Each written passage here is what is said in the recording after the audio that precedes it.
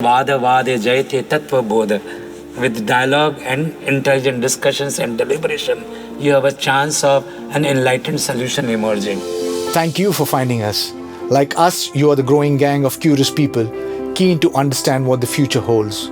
I, Eddie Avil, am the host of Change I Am Possible podcast, a platform and a community for disruptors, innovators, entrepreneurs, policy, change makers, impact investors, dreamers, and the engineers who are working on building a tomorrow. My effort will be to probe and ask the most contextual and relevant questions, even at the risk of sounding stupid.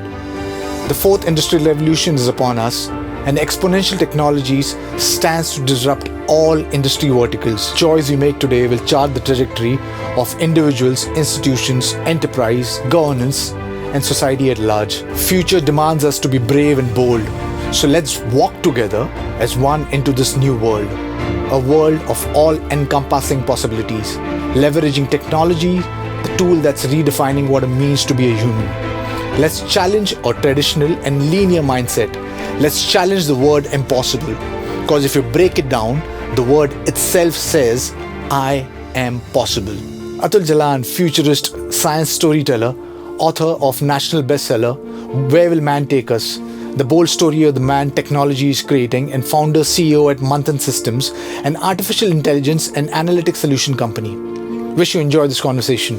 Thank you, Atul, for doing this. Really appreciate this. I've been hunting you down and I've been wanting to converse with you and have you on the podcast. So really appreciate you doing this and being on Change I Am Possible podcast.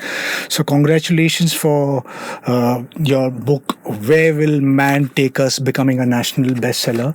Yeah, really cool. And I must tell you that this is one of the best book I've read by an Indian author. It's superbly amazing, brilliantly insightful, extremely bold. And I like the tagline. I think, which is really cool. The bold story of the man technology is creating. Can you please elaborate on that? Lovely. So first, thank you for inviting me. Thank you. I also have been meaning to do this for a while now. Thank you. You're one of the sweetest person that I know. Thank you. Okay, so you're asking me what's behind the tagline, Right. The bold story of man that technology is creative. I think if you look down the history, you would see a pattern. Okay, before I get down to the pattern, just to set the context, what differentiates from rest of the organisms or rest of the animals in the natural world is a facility with language, right? Right. All other animals also communicate. Right. They have a signal system. A monkey can give other monkeys a tiger signal, a bear signal. Right, communication. But no monkey can come back from vacation and explain to his cousin the lake he saw. Right. You and I can to our cousin. Right. To monkeys. Okay. I think with this facility with the language, not only we develop the ability to communicate and collaborate, but with language comes the ability to form abstract thoughts. Right. With language comes the ability to think in language. Right. And with language we started imagining things that we had not seen or never would see. Right. And with that gift, we imagined stories. Right. And then we invented technologies to bring those stories alive. Look at spacecraft, plane, live telecast, Sanjay Dhritarashtra Mahabharata, or a submarine, Jules Verne's 20,000 League Under the Sea, and so on. All have been our stories. Right. And as I said, then we invent technologies. Right. Okay. And these technologies, then they return the favor. Right. They reinvent our ways and shape of life. Okay, whether it is fire, wheel, steam engine, electricity, telephone, Google, all have been our inventions, right? Right. All have gone on to reinvent our ways of life. Can you imagine life without them? I contend that we stand on cusp of another major reinvention. Right. That is the submission of this book. That we stand at the cusp of another major rehaul, another major rewiring, if you will, this time too brought to us by our technologies. Right. This time brought to us by our technologies of artificial intelligence, of genetic engineering or biotech, of nanotechnologies, and of quantum computing. Right. Just to finish this answer to your question. Look, we are not the strongest animal in the food chain, right? We are somewhere 2.21 on a scale of 5. That literally puts us somewhere between anchovies and pigs. Yet we lord the universe. Basis of what? Basis of your capabilities and facility with your technologies. That is the thought behind the tagline that you Brilliant. So atom is the source code of life, right? It's everything is made of matter. The air we breathe, to the stars, sun, trees, animal. It's just a bunch of protons, neutrons, and electrons which are clustered together, right? So we come into existence on a macro level. But at the subatomic level, particles do not seem to exist. It has been proved time and again through double slit experiments, stuff like that. So I point towards quantum physics for anyone who wants to understand basically life. I tell them, anybody who wants to understand life, you need to understand quantum physics first, because you understand that. Or anyone who wants to drive themselves crazy. Yeah, exactly. So quantum physics happens to be one of your favorite subjects. That is true. Right? That is true. So would you like to talk a little bit about quantum physics? That would have been an interview on its own, I guess, Eddie. What could I say? Look, most of you guys would know, till turn of 20th century, the prevailing science we had was Isaac Newton's, what would you call, Newtonian physics, which explained the by and large working of life. Okay, at least what you saw at the macro level, at least how objects and things around us work, how even, and that could be extrapolated to larger celestial objects, and it could, his laws of motion could also predict how how celestial objects are moving, hurtling and moving around the space and so on. He also figured through that apocalyptical incident of apple falling on his head, the presence of a force field which was called gravity. Okay.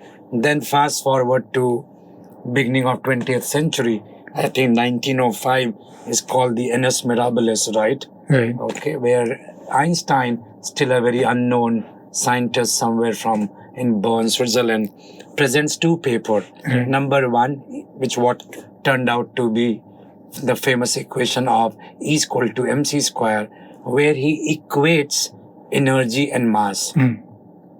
And the second thought paper that he put forward was the theory of relativity, where he also went on to Newton's recognized that there is a force field called gravity, and that's what puts everything down. He didn't go on to explain where does gravity comes from, how is gravity working, what is gravity, so to say. Newton went on to explain that the curvature of space-time through that famous thought experiment that if you take a net mesh or a fabric, or a piece of cloth, a bed sheet, and you put a heavy object in between, imagine that to be your sun or your star, then that will create a pull, gravitational pull, and basically gravity is three things he suggested, that space and time are not, you can't separate them out. If I tell you let's meet at certain place, if I don't tell you time, it has no meaning. If I tell you let's meet at this time and we don't agree on a space, that has no meaning. Okay, so I think what Einstein did, he almost disturbed the hornet's nest, as it were. He unleashed unknowingly the whole area of quantum or particle physics. What is quantum and particle physics? Till then we thought the atom, which is the Greek word for the smallest indivisible, that's the smallest building block of our being, or being of everything. But then it opened a field of subatomic world, and the particles in subatomic world, including what is in the nucleus of that particle and electrons and so on, we realized, and that remains the problem to solve for. We realize the physics which works at the particle level, okay, and the physics which works at the macro level, the Newtonian physics, which works, Right. okay, are following two very different set of laws of physics. Right. So there are and the some of the observation, okay, of the physical laws on which the quantum particles are operating seem to create three kind of conundrum. One is their behavior is very counterintuitive. Right. As you know, particle could have light is a example of it. Okay, that light can display has a dual character, Duality, both of a particle And and, a wave. that of a wave. Second thing is, and the whole idea of superimposition. The second thing is that when the wave function collapses and that superimposition manifests itself in some form depends on our act of measurement or our act of observation. Right. Third is the whole entanglement at a distance, which Einstein called Spooky action at a distance, which is for a particle here, there'll be a twin particle, and that could be separated by any kind of distance. And any act of measurement and observation of this particle would have an effect influence on the other one. So this is not the observation of ours in our quotidian life. Right. Correct? And they're very counterintuitive. Right. And how come these are the finest building blocks? So how come at the very fundamental level, particles are behaving in one way, but when things get put together, as it were, they display a totally different characteristic. If you look at four forces, strong and weak nuclear force, gravitational force, electromagnetic force. I think the problem for physics and for everybody else to solve for is to have one clean, elegant theory, which kind of explains all these four forces. String theory and other have been attempted, but so far it remains an unsolved problem. That the laws of physics at the micro and the laws of physics at the macro level. And how do you describe it to a lay person? Because I mean, at this point in time, when you tell him that a conscious observer manifests your reality, and reality could be an illusion. How do you put this across to someone who's a layman? Just to give your layman a benefit of doubt, Einstein, Einstein, as I said, without, I think, knowingly, unknowingly, he got the quantum cat out of the bag, so to say. Okay, he didn't.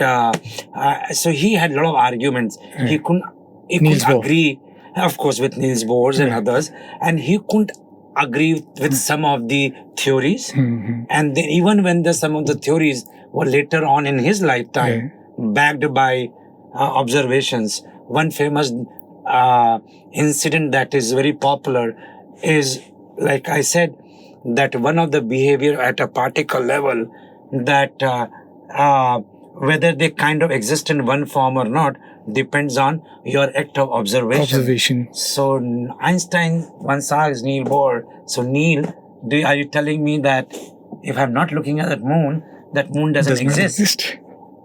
Yes. So what I'm trying to say, it is very counterintuitive. Not only it is Aflatun science. Okay.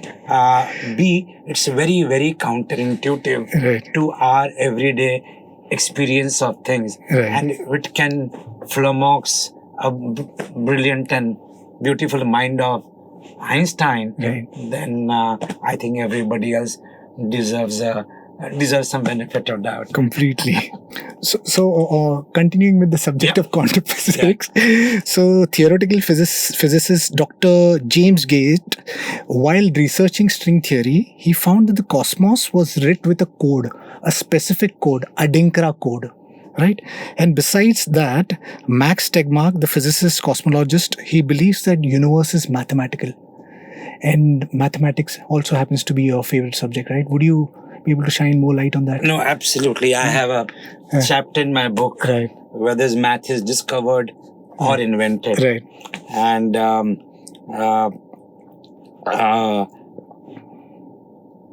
Personally, I'll answer this in two parts.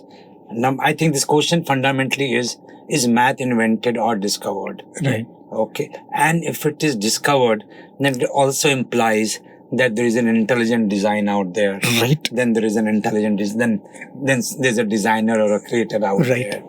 I have a fundamental problem with that hypothesis. Right. Of course, there's a math in the nature. Right. There's math in everything. Right. There's math in music. There's math in art. Right. There is Fibonacci sequencing in everywhere. Flower petals, Right, and you right. can go on and on. Right. Right. Okay, and but I think there are patterns out there, and we put math to understand those patterns. Right. Yeah, I think universe is one fine pattern of things, Right. and math is a science of pattern. Right. Okay, Right. so personally, I defer to the side of math being invented, okay, to understand those patterns, to explain those patterns, as opposed to it being discovered and it somehow being somebody's secret code Right. to the logic of this universe is is the side. Right. It's not the side that I take. Right. But look, it's an eternal question, I Exactly. guess. Whether math is invented or discovered, I highly encourage. I've covered all the views in my Right. books and not taken sides in my book. I have a read of that chapter. Lovely, lovely. So, Seth Lloyd, a physicist and a quantum computer scientist, believes that the universe is a quantum computer. Right? Physicist Andre Lin came up with something called as Cosmo Genesis. So, in CERN, it's an underground collider where they shoot particles at the speed of light, Yeah. trying to discover how the universe, the Big Bang, We started happened. finding Higgs Right. boson, Right. the God's particle. Right. So right. what gives mass to some of those? Exactly. So Andre Lin is one of the top physicists, and he has hypothesized that there's this particle called monopole. Now there's something called as cosmogenesis. According to him, if you shoot two monopoles in a particle collider, and when it collides with the speed of light, it will actually form a black hole. It'll kind of move out from our universe, and it'll form its own universe. And in due time, life will start forming in that universe. So what he's trying to say is that building a universe is as simple as shooting out two possibly particles and a monopole, a particle, and you could be creating a universe. So what are your thoughts on that? Would something as grand as this could be as simple as shooting out two particles? Because that's the way everything happened, right? I mean, the beginning of the universe is two particles colliding and it expanding into the space, time, whatever the continuum is still expanding. And here is Andre Lin, who says that if you want to create a universe, it's actually quite simple. It's you shoot two monopoles and then you can create a universe. What are your views? I want to tell your viewers, look, this is before going into the physics of it or science of it. Fundamentally, the question is whether we got created or we evolved. Right. Correct? Right. If we got created, then there's a creator out there. Right. Let's choose to call that person a god. Right. Okay? Right. And, God has some godly powers. Okay? And by using those divine powers, they just constructed this universe, this multiverse that we are a part of, and everything looks so beautifully programmed, if you will. Right.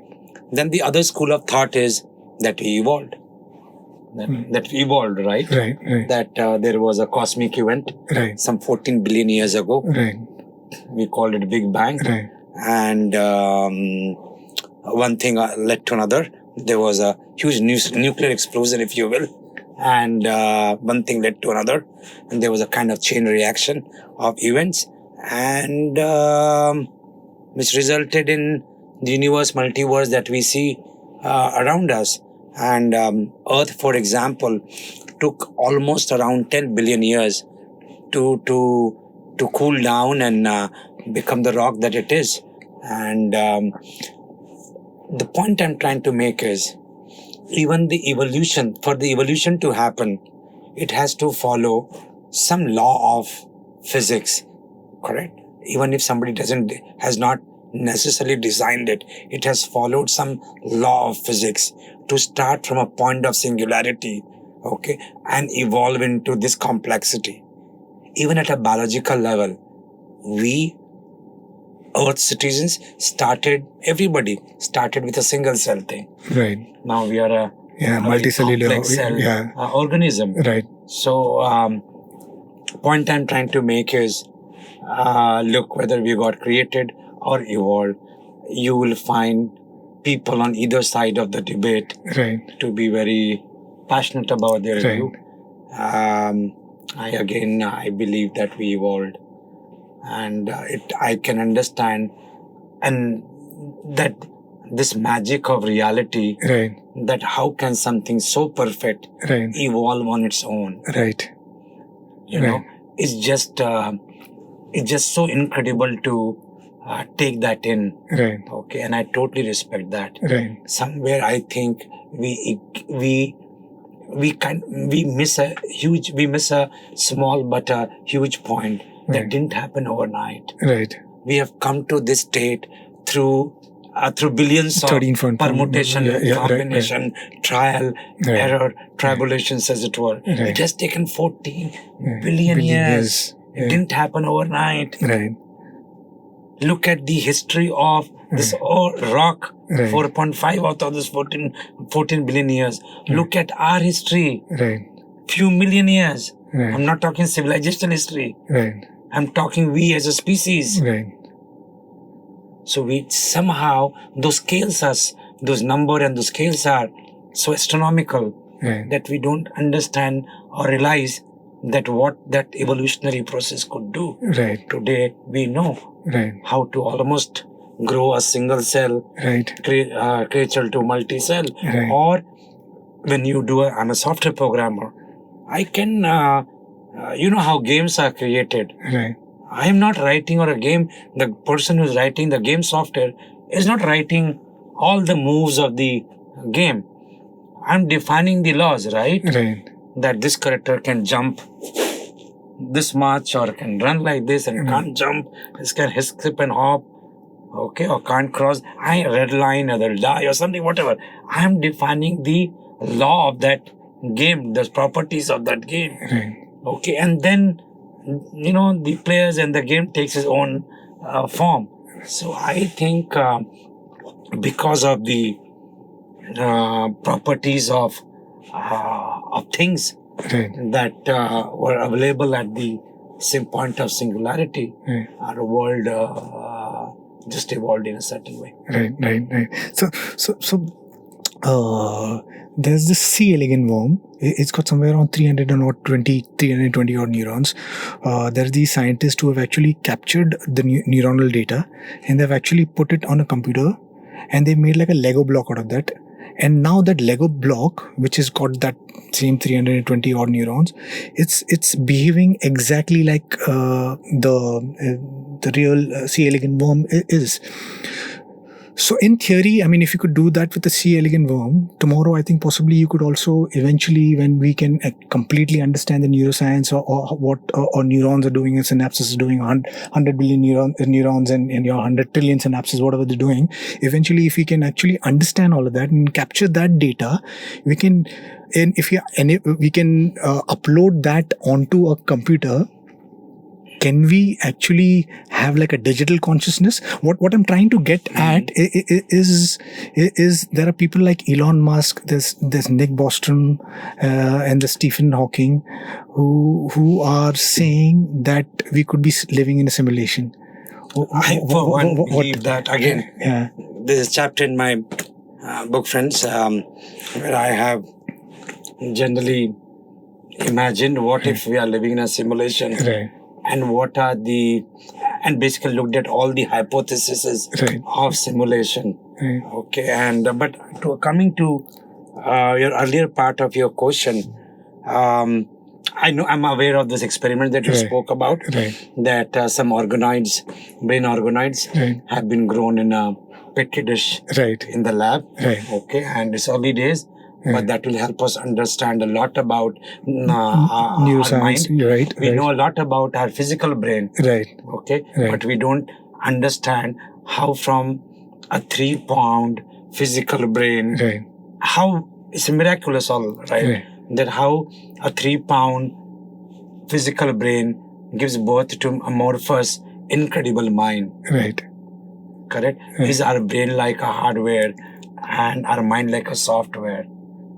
Correct? Right. So I think a lot is going on.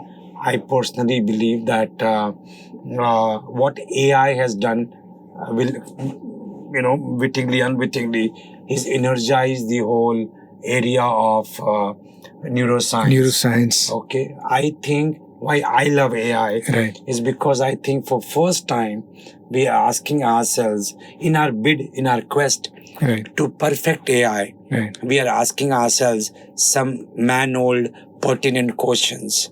Who am I? What is it to be human? What is consciousness? What is self-awareness? So far, we have looked at these questions Right. only and only through the lenses of religion and or philosophy. For first time, we are applying quantitative, algorithmic, scientific lens on what I said on man-old questions. Right. Okay, and that in my lifetime, I may have answers to questions that Kesa Kambli or Plato or Descartes asks, thrills me no end. Right. Right. So, as the founder of Manthan, which is one of the top data analytics AI company, what do you think it will take for a computer to become sentient? Because right now, at this point in time, artificial intelligence it's a very narrow space. It can just do one thing at a time. It does not understand emotion. It does not understand love. Do you think even if is it possible for a machine to become sentient, have consciousness, to understand love? And if it's possible, if the artificial it becomes artificial general intelligence where it can have human level intelligence, what do you think would be the impact on humanity? Just for your viewers, Eddie, just to put things in perspective. So AI can be classified, let's say, in 3 grades, based on their caliber. So one, let's call the first minimal grade to be ANI, artificial narrow intelligence. And whether it is your Roomba vacuum cleaner, self-driving car, the Deep Go game, which can beat Lisa Doll kind of player at the game of Go, or the AI game which can play the chess. Okay, these are all examples, fine examples of ANI. They can do tasks as good as any human or better, but they excel at only one narrow area.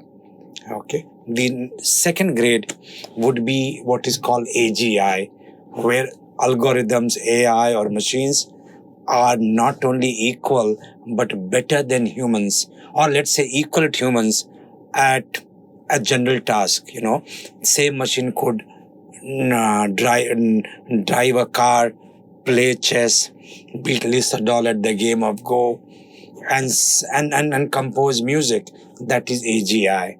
The third and the pinnacle of AI, as it were, is what is called artificial superintelligence, which is basically there's an explosion of intelligence, and all bets are off. Honestly, we don't know what happens at the level when you have that kind of explosion of intelligence where machines are not equal or better, but infinitely superior on anything.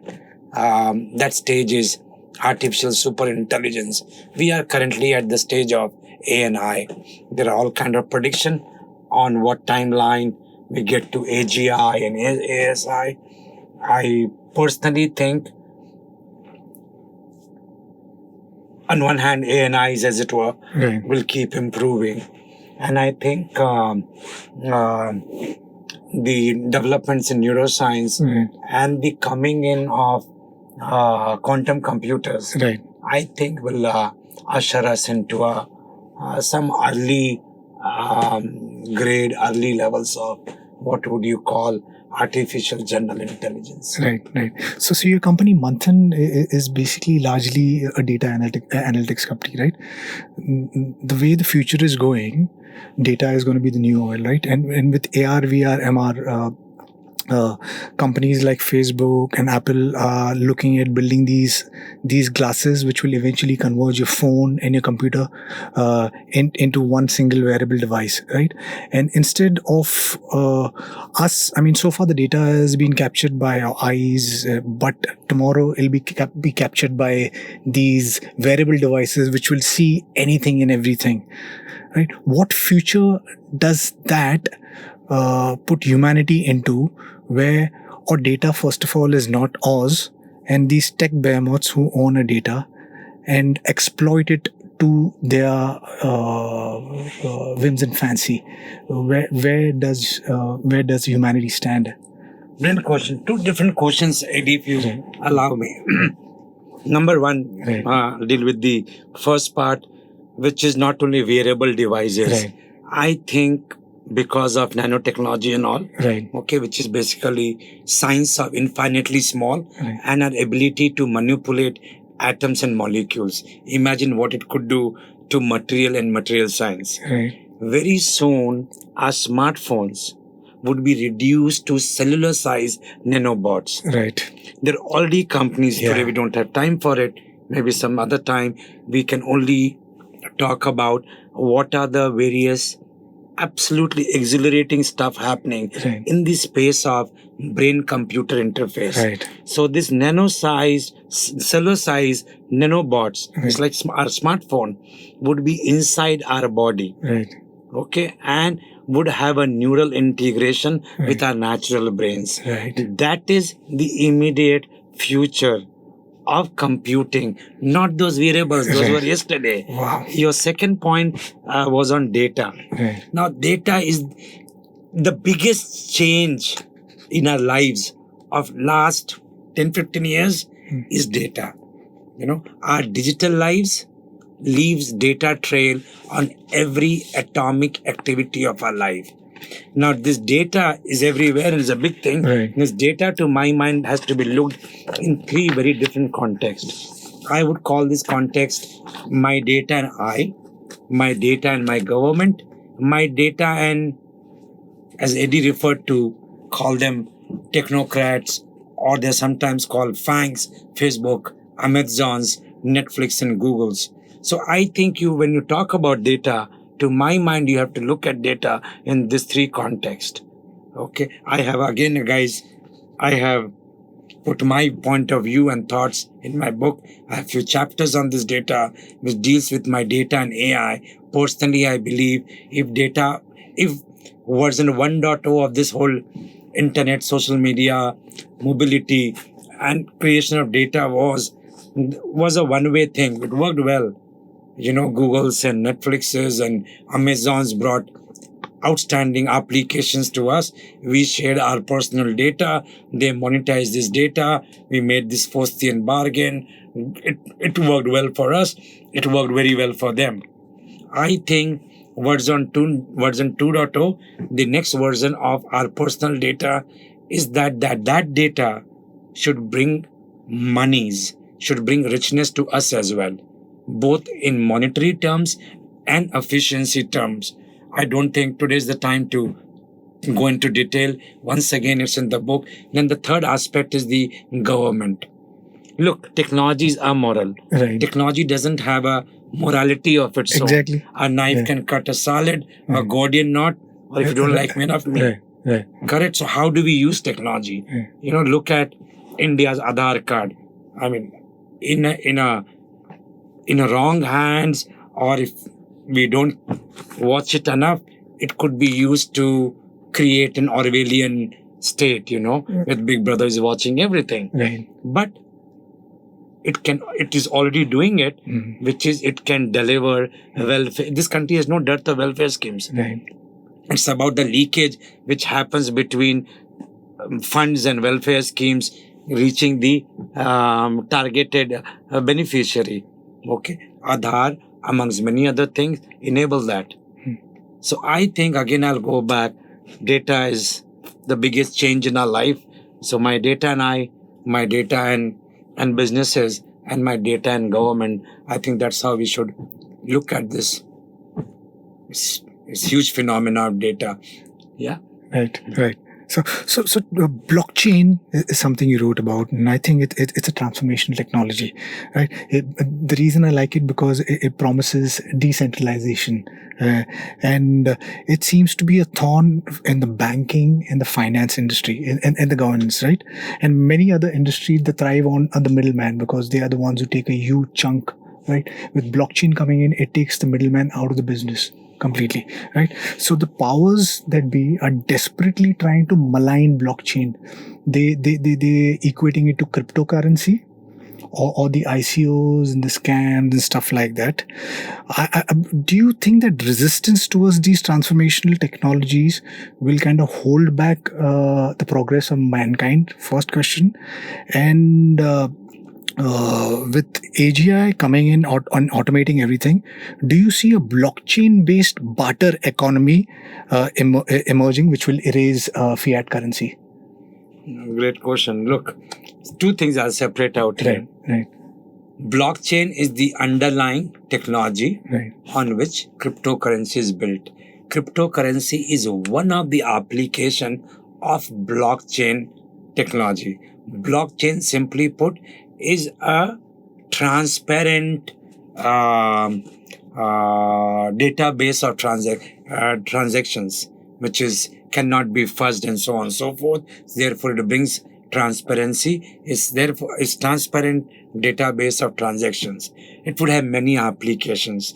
I think this would be an underlying architecture to almost any transaction, and almost any kind of contract, whether it is your contract with your tenant, your landlord, your employee, shareholders, any contract. I cannot imagine. I would think that blockchain, this whole idea that blockchain enables, which makes the transparent, which makes the transaction of database transparent and unfudgeable, I think would be the underlying architecture. Any cryptocurrency would be allowed, given sanctions by any country. Right. It collapses. Good, bad, ugly it collapses the entire monetary system, which is central bank control. Right. Then it calls into question a lot of other things. Could that be future? But then before that, you have to talk about the role of central banks then. Right. Okay, then central bank are the people who control the monetary policy. Right. And it is going back, it may sound romantic, going back to the barter system, right? Right. Okay. Is that a good thing? Right. Is that a bad thing? I think that's open for debate. Right. But I personally do not see cryptocurrency becoming reality anytime soon. Right. What? Because it defies the central bank and the monetary system that exists. Right. So what, with automation going in and AI coming in, there's a large number of people which are going to go jobless, right? And this is just the start of it. There's already, it's been estimated that in India itself, there's millions who are going to go jobless. Now, AI, like you rightfully mentioned, it's such a narrow space. When it actually becomes and matures into this big thing, which will start, doing these really cool things and enabling and augmenting us, do you see a future where humans are going to go more and more redundant because of these technology, because most of these technology is automating things. It's making life for humans easier. Now when that means humans are going jobless. So do you see universal basic income coming in, or a barter economy where because the way things are progressing right now, it's just a cusp of these things, all of these technologies, right from your AI to your blockchain to nanotechnology, synthetic biology, or quantum computing. It's such a nascent stage, and we can't even fathom the impact of these when these technologies mature.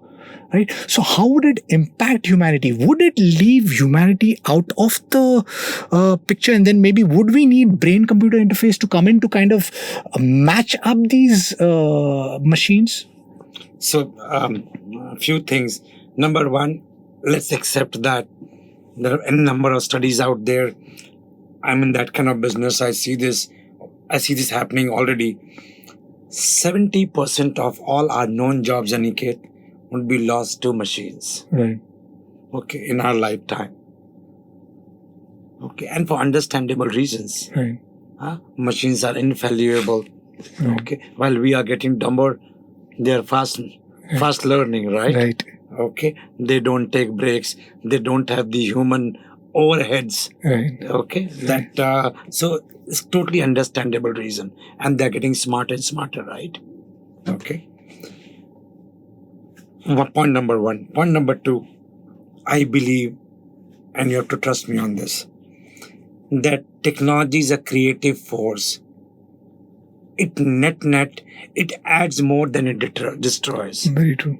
Okay, you can go back to history. Right. I can give you n number of examples, or you can just quickly trust me right now. Point number three, but there'll be a flux. There'll be displacement. Just because I asked you, when did you move here? He said, because most of the businesses are moving this side of the town, so you also have to move here. There'll be displacements of all kind. It'll be a flux. There is a social unrest. It's already happening in name of Brexit and Trump wall. In developed countries, this would be the new illegal immigration. In developing country, it would be the new face of capitalistic greed. Having said that, I think there are two philosophical questions which I would leave it with you. Number one, in absence of job, what gives meaning to my life? If I ask you, Niket, about you, who are you? You will tell me what you do. Same with you, Eddie, and same with me. So in absence of job, what gives meaning to my life? Although I personally believe that machines may give you the nirvana that we have always been looking for from our 9-to-5 soul-sucking lives. 9-to-5 is not law of nature. This is a post-industrial revolution construct. It's not even 300-year-old. Machine may free us. We are not designed for efficiency. Machines are. Right. We are designed to idle.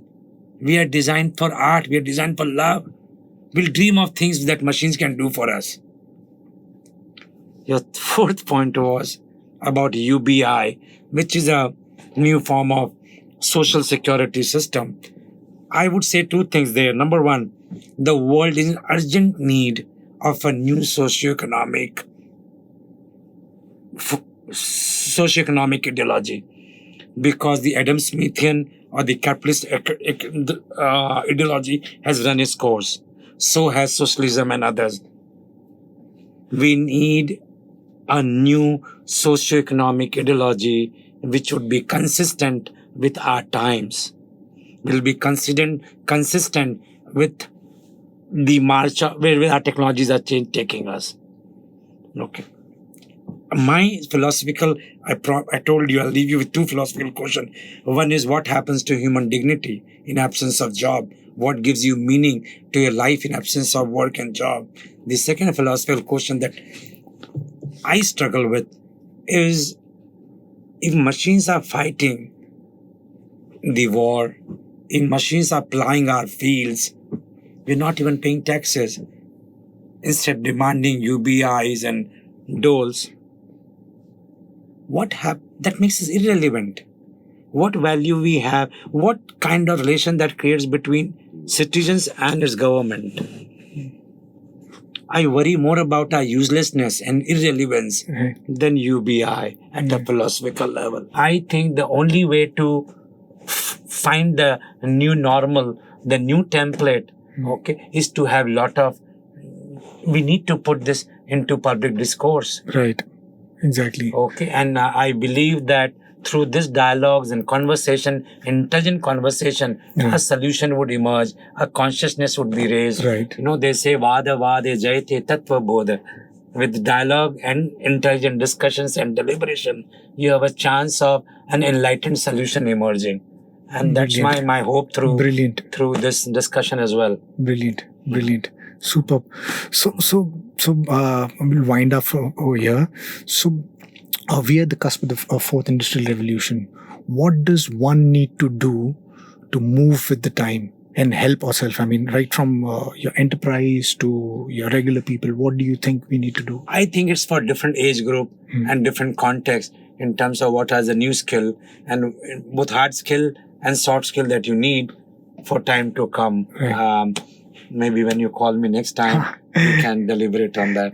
Thank you for being part of this, Atul. Sincerely appreciate this, and looking forward to catching you again. Absolutely. And like I always do, I mean, this is Mr. Atul Jalan's book. It's a brilliant book, and it's a must buy. It's a must read. And what I'm going to do is I'm going to have all the information, like always. If you want to reach out to Mr. Atul, you can do that, because this is about building a platform, building a community, and helping each other and grow the ecosystem. And so thank you for being part of this, and see you guys next time.